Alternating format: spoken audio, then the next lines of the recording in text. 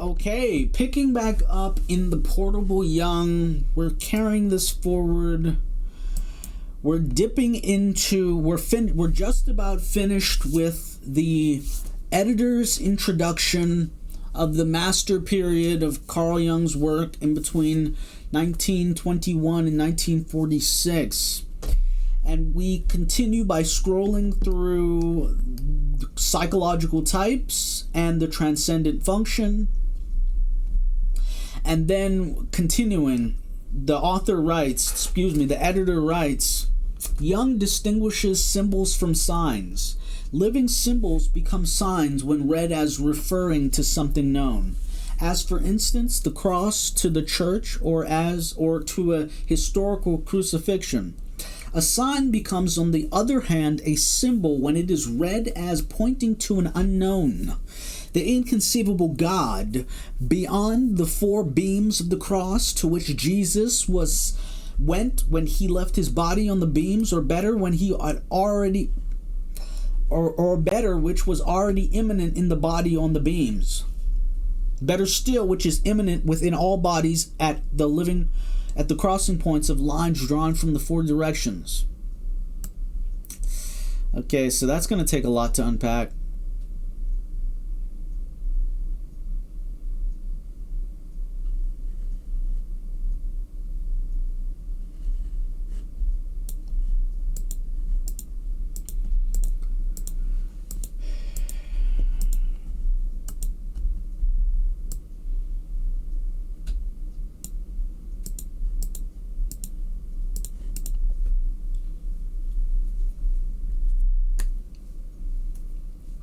A sign becomes, on the other hand, okay, so we're saying that Jung distinguishes symbols from signs.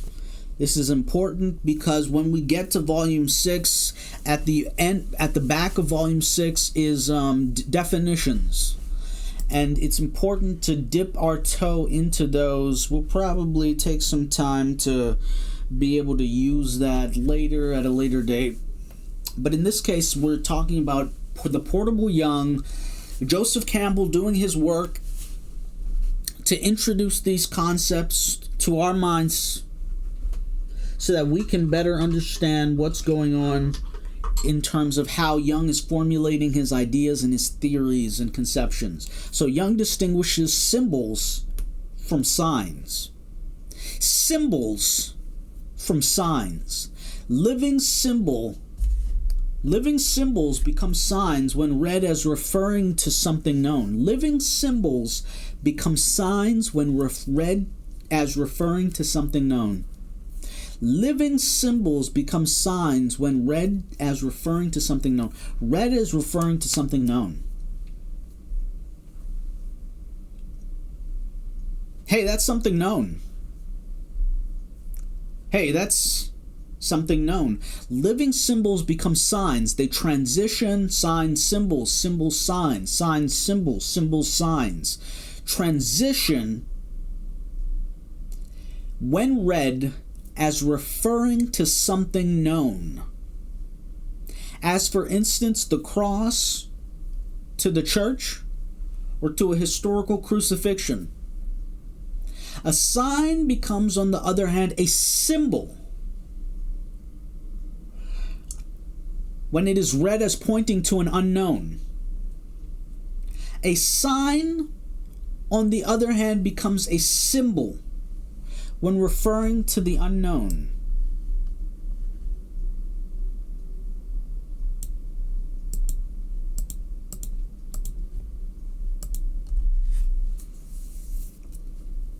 The inconceivable God beyond the four beams of the cross, to which Jesus went when he left his body on the beams, or better, which was already immanent in the body or the beams, or better still, which is immanent within all bodies at the crossing points of lines drawn from the four directions. Let's define immanent.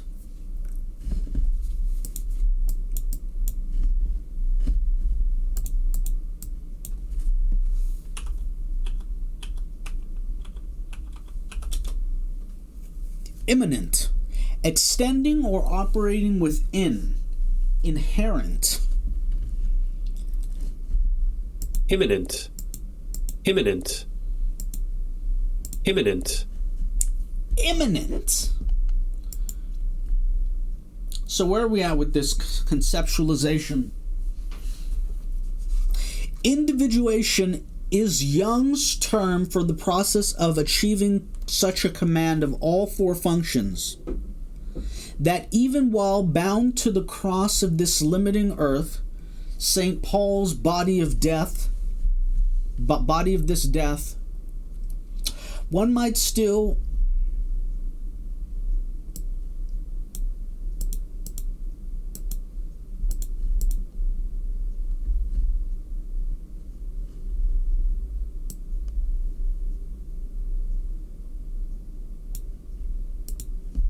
that even while bound to the cross of this limiting earth, St. Paul's body of this death, one might open one's eyes at the center to see, think, feel, and intuit transcendence and to act out of such knowledge. This, I would say, is the final good, the summum bonum of all his thought and work.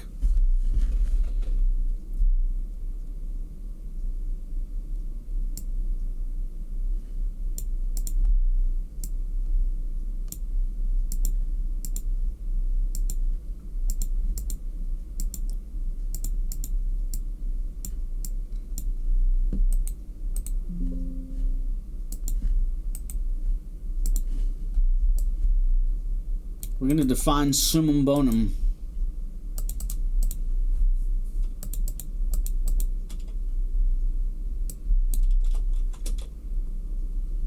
The highest good, especially as the ultimate goal according to which values and priorities are established in an ethical system. So that is the crux of what Jung means, or what we're referring to when we're talking about individuation. Volume 6 was the psychology of individuation. Trying to understand how to put into language the mechanisms that we could use to ascertain controlled directionality over our psychological functions. Highly crucial. Highly important work. If you want me to go over this in depth, leave a comment in the comments channel.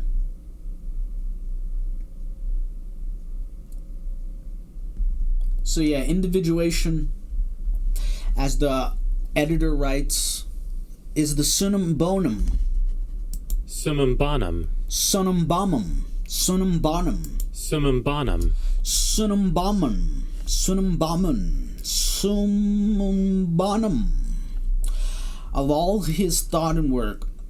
In 1920, the year before the publication of Psychological Types, The Psychology of Individuation, Jung visited Tunis and Algiers, where for the first time he experienced the great world of people living without clocks and watches. Deeply moved, he came to a new realization there concerning the psyche of the modern European.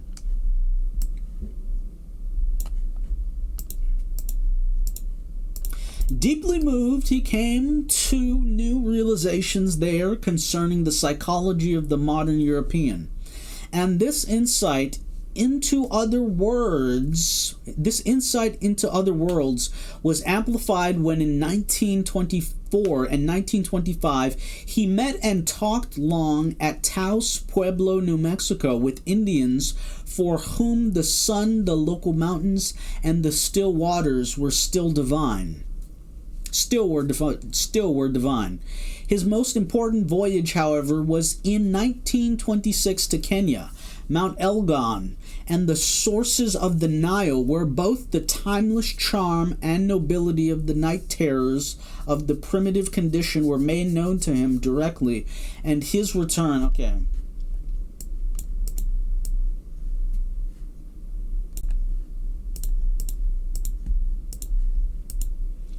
Both the timeless charm and nobility and the night terrors of the primitive conditions were made known to him directly, and his return trip down to the Nile in Egypt became, as he described it, a drama of the birth of light. The following year, one of the leading sinologists of the period, Richard Wellham, sent Jung the manuscript of a Chinese Taoist alchemical text titled The Secret of the Golden Flower,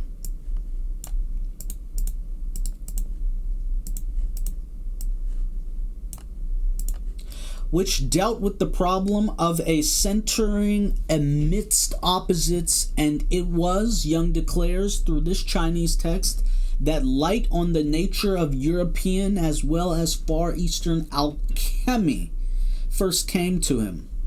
Grounded in the natural philosophy of the Middle Ages, alchemy formed a bridge, he found. On the one hand, I wonder what time this was, Richard Wilhelm? Okay.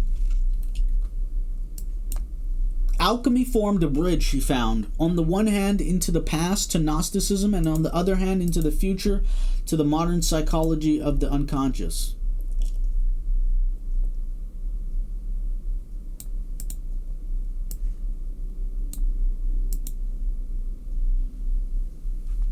Okay, so that's deep. And it's forcing us to reconcile our preconceived notions with how different people can, specifically in relation to Jung and in relation to Joseph Campbell, how other people view the world, how other people view psyche, how historically that concept has changed and shifted. In this context, it was the introduction of The Secret of the Golden Flower, which gave him insight into the nature of the European as well as Far Eastern alchemy. Now he's saying, grounded in the natural philosophy of the Middle Ages, alchemy formed a bridge. Grounded in natural philosophy, the natural philosophy of the Middle Ages, alchemy formed a bridge, he found, on the one hand to the past, to Gnosticism, on the one hand to the past, to Gnosticism, and on the other to the future, to the modern psychology of the unconscious. Moreover, in European thought, alchemy represented a balancing tradition to what Jung had always felt to be excessively masculine, patriarchal emphasis in the usually accepted forms of the Jewish and Christian faiths, since in philosophical alchemy, the feminine principle plays no less important part than the masculine. Okay, so when we pick this back up, we're going to close out the editor's introduction and begin to start roaming through the Portable Jung by starting with The Stages of Life, read by the channel Think Neo Think! The Stages of Life by Carl Jung, audiobook. So let's try to... No, we'll wait till we come back. Until next time.